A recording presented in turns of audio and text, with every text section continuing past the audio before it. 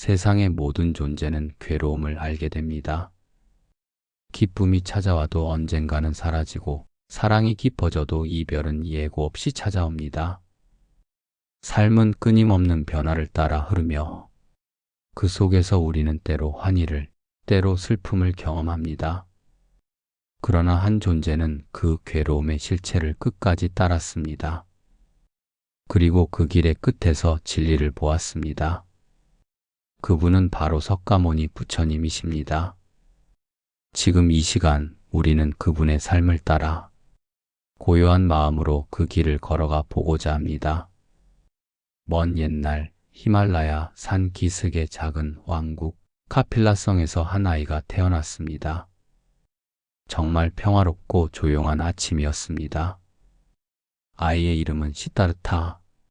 성취된 자라는 뜻을 가진 그 이름처럼 그는 위대한 성취의 길을 향해 조용히 첫 발을 내딛었습니다.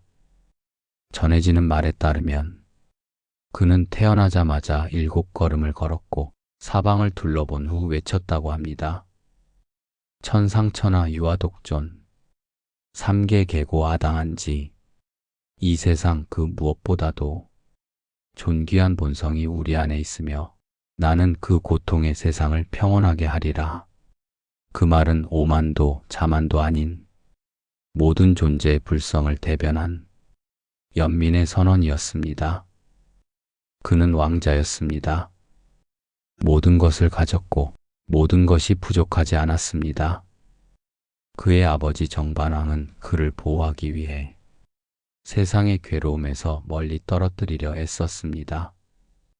아름다운 궁전, 화려한 연애, 웃음 가득한 음악과 춤, 고통은 숨겨졌고 삶은 축복처럼 포장되었습니다. 그러나 어느 날 그는 궁궐 밖으로 나아갑니다. 그리고 거기서 처음으로 병든 자를, 늙은 자를, 죽은 자를 마주하게 됩니다. 그는 묻습니다. 저 사람들은 왜 저리 괴로워하는가? 그것은 누구도 피할 수 없는 삶의 길입니다. 라고 수레끌이가 답합니다. 그 순간 태자의 마음 속에는 이전에는 없던 의문이 자리 잡습니다. 이것이 인간의 삶이라면 나는 그 이유를 알아야 하리라. 괴로움에서 벗어나는 길은 없는가? 그는 생각을 거듭합니다. 그리고 마침내 모든 것을 버리기로 결심합니다. 어느 달 밝은 밤 아내 야소다라와 막 태어난 아들 라홀라를 조용히 바라봅니다. 가슴은 찢어지듯 아프지만 그는 조용히 말을 타고 성문을 나섭니다. 그의 나이 29.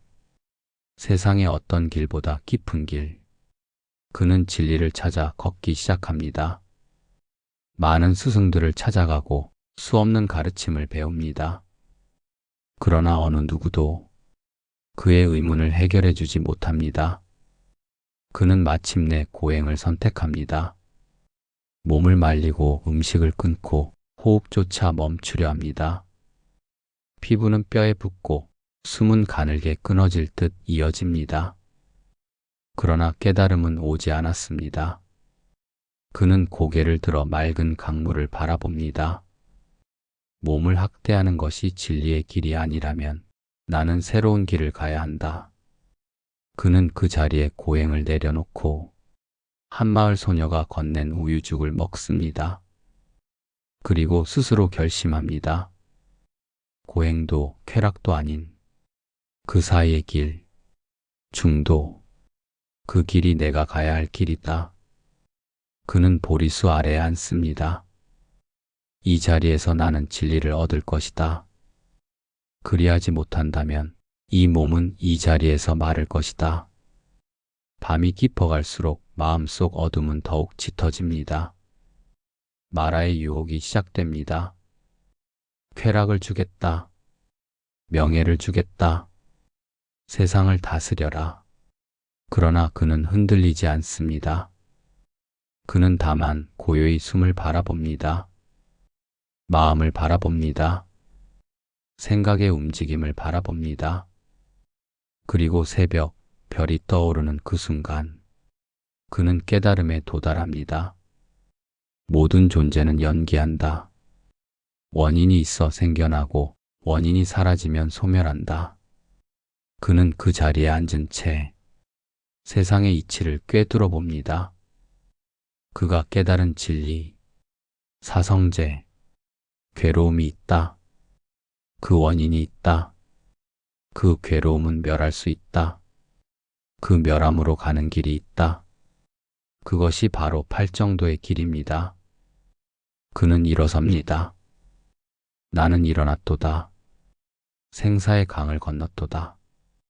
그리고 나는 이제 다른 이들을 건너게 하리라. 그는 녹야원으로 향합니다. 예전 함께 수행했던 5 비구에게 처음으로 법을 설합니다. 그들은 의심을 가졌지만 부처님의 말씀은 맑고 명확했습니다. 삶은 괴로움이다. 그 괴로움은 욕망에서 비롯된다. 그러나 괴로움은 끝낼 수 있으며 그 길은 팔정도이다. 그 5 비구는 깨닫고 출가합니다. 이로써 최초의 승단이 형성됩니다. 그 뒤로 부처님은 쉬지 않고 걷습니다. 수없이 많은 마을을 방문하고 수많은 사람을 만납니다. 부처님 앞에서는 왕도, 거지도, 여인도, 도둑도 차별이 없었습니다. 앙굴리마라라는 이름의 살인자조차 부처님 앞에서 무릎 꿇고 눈물을 흘립니다. 나는 수많은 생명을 해쳤습니다. 부처님은 말씀하십니다. 지금 이 순간 내가 눈을 떴다면 너는 다시 태어난 것이다. 그는 고요 속에서 사람들의 마음을 비추었습니다. 수많은 이들이 출가했고 많은 이들이 가정을 지키며 불법 안에서 살아갑니다. 그는 여성에게도 출가의 문을 열었습니다. 대신 말씀하셨습니다. 출가하였다는 것은 가문도, 성별도, 신분도 내려놓는 것, 모두가 동등하게 법 안에 거하는 것. 세월이 흘러 부처님은 80이 됩니다. 육신은 늙고 병들었지만 그 눈빛은 여전히 맑습니다. 제자들에게 말씀하십니다. 나는 이제 이 몸을 떠날 것이다. 하지만 너희는 법을 등불 삼고 살아가라. 자등명, 법등명, 그리고 쿠시나가라의 사라쌍수 아래 그는 조용히 눕습니다. 나무는 꽃을 피우고 꽃은 하늘에서 떨어집니다. 마지막 말은 단순합니다. 재행무상, 멸법적정, 모든 것은 변하고 그 멸함은 곧 고요함이다. 그분은 떠나셨지만 그분의 길은 지금도 이어집니다. 괴로움에서 벗어나는 길, 집착을 내려놓는 길, 자신의 마음을 직면하고 그 안에서 부처를 찾는 길, 그 길은 오늘도 살아 있습니다. 숨을 들이쉬고 내쉬며 그분이 걸었던 고요한 길을 우리도 다시 걷습니다. 오늘 하루 그 길 위에 잠시 머물러 봅니다. 고요히 담담히 마음의 등을 밝히며 부처님이 열반에 드신 후 세상은 잠시 깊은 슬픔에 잠겼습니다. 가섭존자는 먼 길을 달려와 그분의 마지막 모습을 마주했고 제자들은 그분의 말씀을 되새기며 눈물 지었습니다. 하지만 그 누구도 그분의 떠남을 한탄 속에만 묻지 않았습니다. 왜냐하면 부처님은 마지막까지 분명히 말씀하셨기 때문입니다. 모든 것은 변합니다. 나 또한 형상이기에 사라지리니 진정한 나를 찾으려거든 내 말과 가르침을 따르라. 그 말씀을 가슴에 새기며 제자들은 마음을 가다듬었습니다. 그리고 결심합니다. 이 진리를 세상에 온전히 남겨야 하리라. 그리하여 첫 결집이 이루어집니다. 부처님의 열반 3개월 후 500명의 아라한이 모여 그분의 말씀을 외우고 정리합니다. 아난다 존자는 부처님의 곁을 가장 오래 지켰기에 그분의 설법을 가장 많이 기억하고 있었습니다. 그는 눈을 감고 조용히 부처님의 음성을 떠올립니다. 이와 같이 나는 들었습니다. 이 말로 시작된 부처님의 법문은 수천 년이 지나도 여전히 살아 숨쉽니다. 그 말씀은 경이 되었고 그 뜻은 마음을 밝히는 등불이 되었습니다. 시간은 흘렀습니다. 법은 멀리 멀리 퍼져나갔습니다. 북쪽으로는 히말라야를 넘어 티베트로, 남쪽으로는 스리랑카와 동남아로, 동쪽으로는 중국과 한국, 일본으로 흘러갑니다. 나무를 심듯 한 사람 한 사람에게 깨달음의 씨앗이 전해졌습니다. 말은 달라졌지만 진리는 변하지 않았습니다. 그 씨앗은 누군가에게는 고통 속에서 버틸 수 있는 위로였고 누군가에게는 삶의 방향을 찾는 나침반이었습니다. 그리고 오늘 이 순간에도 누군가는 그 길을 걷고 있습니다. 돈도 명예도 아닌 고요한 마음 하나만을 등불 삼아. 그 고요한 마음이란 결코 세상을 등지거나 피하는 것이 아닙니다. 그것은 바로 세상 속에서 흔들리지 않는 자리. 어떤 일이 일어나도 그 일의 중심에서 자신을 바로 보는 힘입니다. 부처님은 말씀하셨습니다. 화를 내는 자는 뜨거운 돌을 손에 쥐고 남에게 던지려 하지만 먼저 데이는 것은 자기 자신이니라. 탐욕은 끝이 없고 성냄은 바람과 같으며 어리석음은 어두운 밤과 같도다. 자신을 아는 자는 세상을 이긴 자보다 위대하도다. 이 짧은 가르침 하나하나가 삶의 방향을 바꿉니다. 부처님은 엄청난 기적을 행한 것이 아니라 우리가 잊고 있던 지금 이 순간을 다시 보게 하셨습니다. 지금 숨 쉬는 이 자리, 들려오는 소리, 느껴지는 감정 하나하나를 그저 알아차리게 하셨습니다. 그리고 말씀하셨습니다. 마음이 모든 것이다. 마음이 바르면 삶도 그리 흘러간다. 이제 우리는 묻습니다. 부처님이 없는 이 시대, 어떻게 그 길을 따를 수 있을까? 그 대답은 어렵지 않습니다.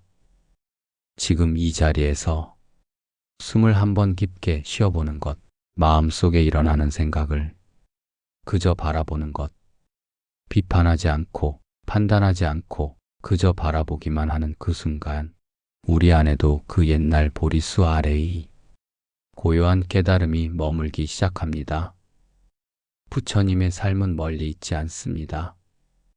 그분은 모든 이 안에 동일한 가능성이 있다고 믿으셨습니다. 그래서 왕도, 농부도, 창녀도, 아이도 그분 앞에서는 평등했습니다. 고통은 누구에게나 있고 자유도 누구에게나 가능하다고 그분은 믿으셨습니다. 이제 우리에게 그 길이 주어졌습니다. 걸어가야 할 고요한 길, 삶의 괴로움 속에서 무너지지 않고 스스로를 비추는 길. 그 길은 아무도 대신 걸어줄 수 없습니다. 하지만 부처님은 말씀하십니다. 나는 그 길을 보여줄 뿐, 걸어가는 것은 너 자신이다. 석가모니 부처님께서 보리수 아래에서 깨달음을 얻은 그 순간, 세상은 변하지 않았습니다. 별은 여전히 떠 있었고, 바람은 여전히 불었으며, 삶은 여전히 고통과 기쁨을 오갔습니다. 그러나 단 한 가지가 달라졌습니다. 그것은 보는 눈이었습니다. 모든 것은 그대로였지만 그것을 바라보는 부처님의 마음은 완전히 자유로워졌습니다. 자, 그러면 우리도 묻습니다. 나는 지금 무엇을 보고 있는가? 나는 내 삶을, 내 고통을 어떻게 바라보고 있는가?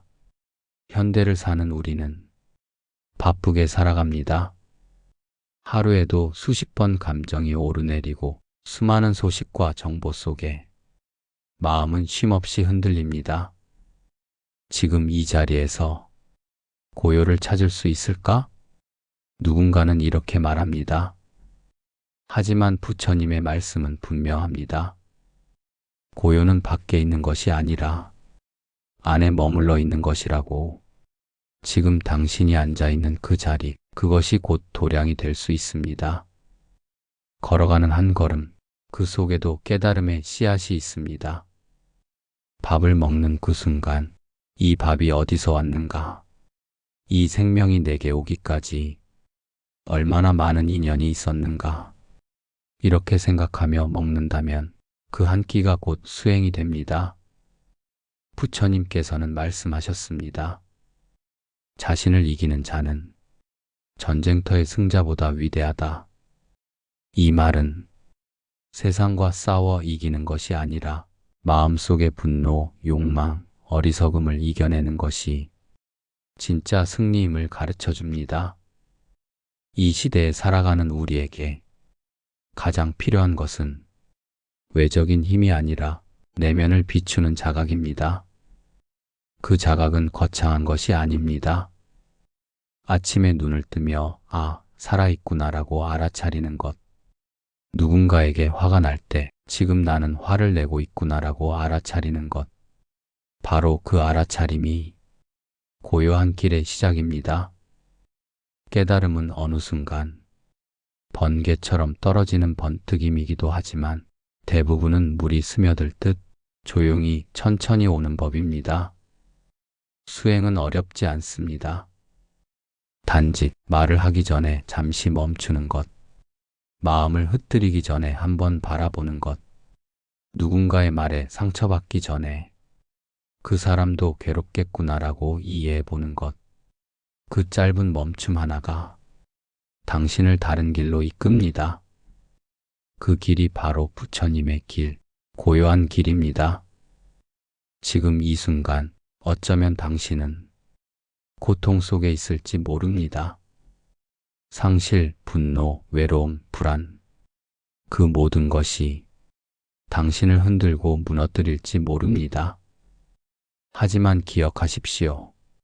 부처님께서 처음 법을 설하신 이유도 바로 고통이 있기에 그 고통으로부터 자유로워지는 길을 보여주기 위함이었습니다.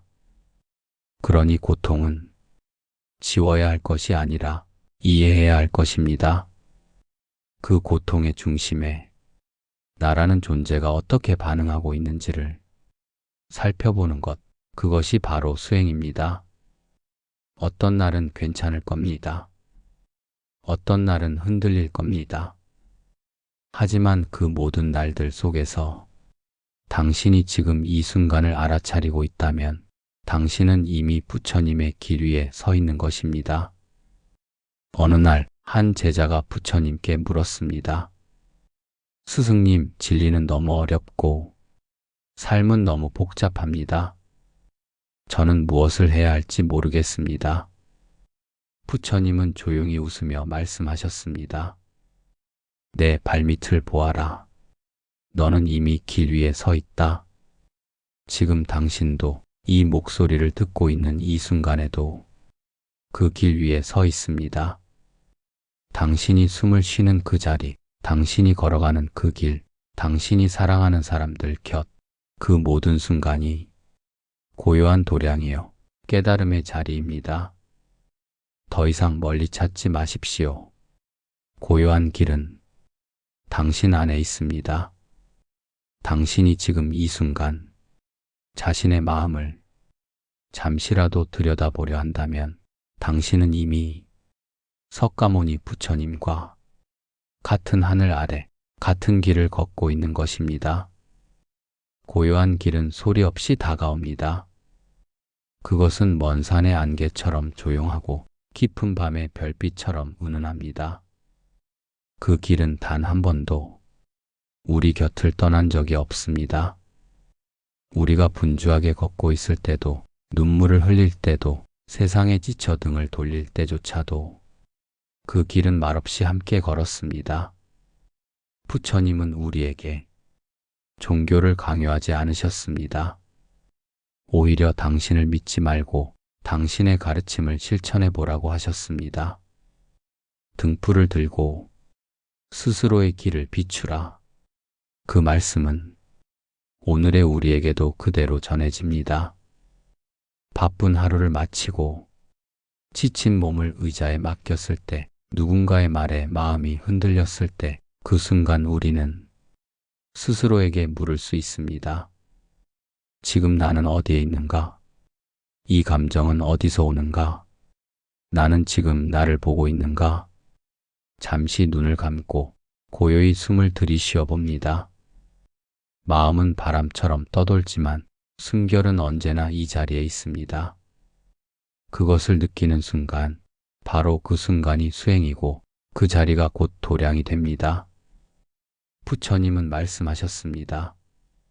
삶은 마음에서 비롯되고 마음에서 이루어지며 마음으로 완성된다. 그러므로 우리는 마음을 지켜야 합니다. 누구보다도 자비롭게 자기 자신을 살펴야 합니다. 세상은 언제나 시끄럽습니다. 속도는 점점 빨라지고 경쟁은 치열하며 삶의 무게는 날로 무거워집니다. 그럴수록 우리는 더 천천히 숨을 쉬고 더 고요히 자신을 바라보아야 합니다. 고요한 길을 걷는다는 것은 세상을 등지는 것이 아니라 세상 속에서도 흔들리지 않는 나를 만나는 것입니다. 지금 이 순간에도 누군가는 눈물을 흘리고 있습니다. 소중한 일을 잃고 삶의 이유를 잃고 자신을 잃고 있는 누군가가 있습니다. 그들에게 부처님은 말씀하십니다. 지나가지 않는 것은 없습니다. 이 고통 또한 머물지 않으리라. 그리고 또 말씀하십니다. 지금 이 순간을 온전히 살아라. 그대가 깨어 있다면 어둠도 그대를 해치지 못하리라. 우리 모두는 저마다의 어둠을 안고 살아갑니다. 그러나 그 어둠을 외면하지 않고 고요히 마주하는 그 순간, 그 어둠 속에서 빛이 피어납니다. 당신의 눈물 속에도 깨달음의 씨앗이 있습니다. 당신의 괴로움 속에도 자유로 향하는 길이 숨어 있습니다. 그 길을 보기 위해 우리는 오늘도 멈추고 보고 숨쉬고 다시 시작합니다. 부처님이 깨달음을 얻으신 그 새벽처럼 우리에게도 언젠가 그런 새벽이 올 것입니다.